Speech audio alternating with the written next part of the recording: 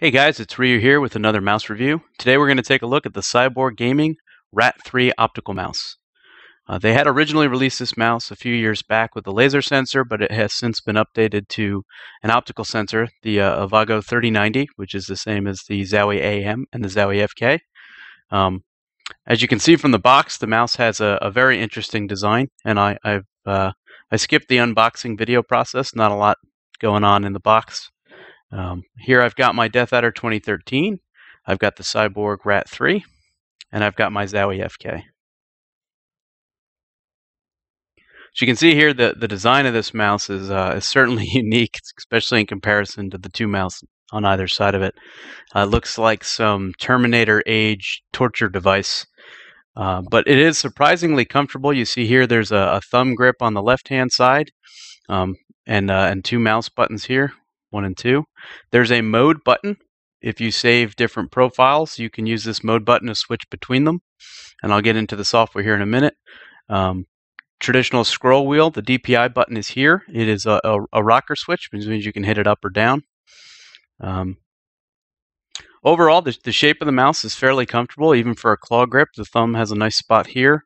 The actual sides on this end don't come in as far as I would like. You guys know the shape that I prefer, but it is surprisingly comfortable, especially at first glance. You're like, I don't know if my hand would even fit on that, but it does actually have a very nice shape to it. To compare it, you can see it's much shorter. It's much lighter than the Death Adder, and the Death Adder's got this ergonomic design here, so you can see the big bump where your hand would normally fall on top here. Comparing it to the Zowie FK, it's actually a little bit shorter. I don't think it's as light. It feels a little bit heavier than the Zowie FK. So I mentioned earlier, the sensor is the much accoladed Avago 3090 sensor, the same that's in the Zowie AM.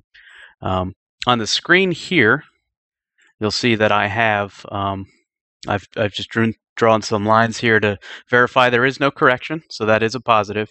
However, in our testing, we did notice small levels of negative acceleration, and they weren't at super high speeds. We repeated them, must have done it a dozen times, and the results seem to be the same. So I'll have to do a little bit more research, but our early results indicated that there was negative acceleration.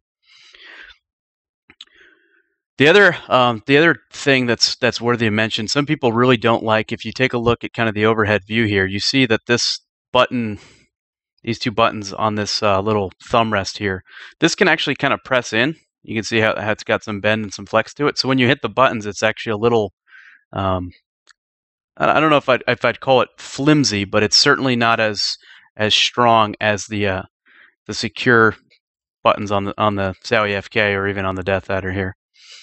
In terms of the switches, they're somewhere between the softness of the Omron switches of the Death Adder, which if you've ever used the Death Adder 2013, you know it's an extremely light and very, very responsive click.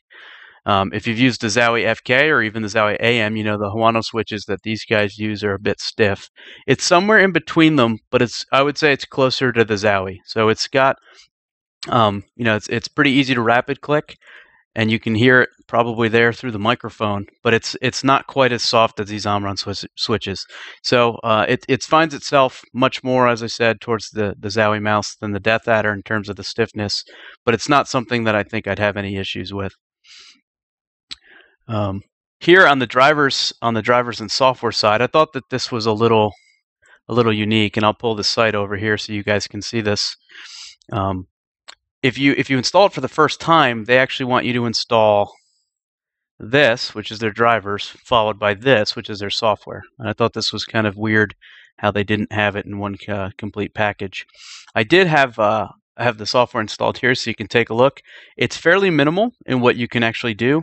You can see the different DPI levels. The default steppings are 450, 900, 1800, and the 3500 DPI that they advertise.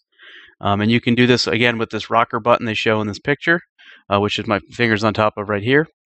Or you can actually click in here and then select apply. And that's basically all you can set from a traditional performance settings. You'll notice there's no polling rate. They advertise a dynamic polling rate up to 1000 hertz. So it's at any given time, it may or may not be up to 1,000. Some people don't like this. I don't think most people would notice it. But if you're a gamer and you know that you'd like to have it pulled 1,000 times a second, this may not be the mouse for you. So here in the programming, you can set, and I haven't set anything here, but you can actually set different macros for the buttons.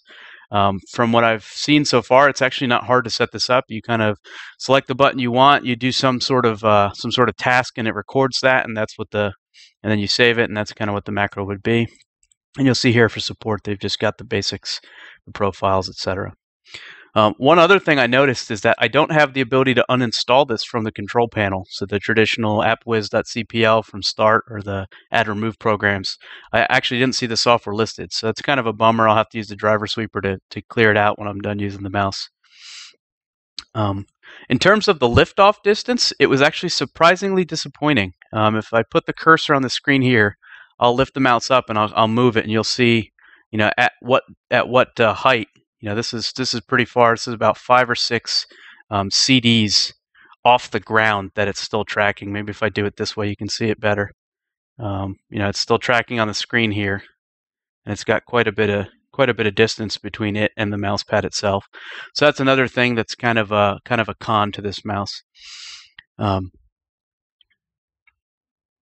Any questions you guys have, as always, please feel free to email me. It's ryu@ryulan.com.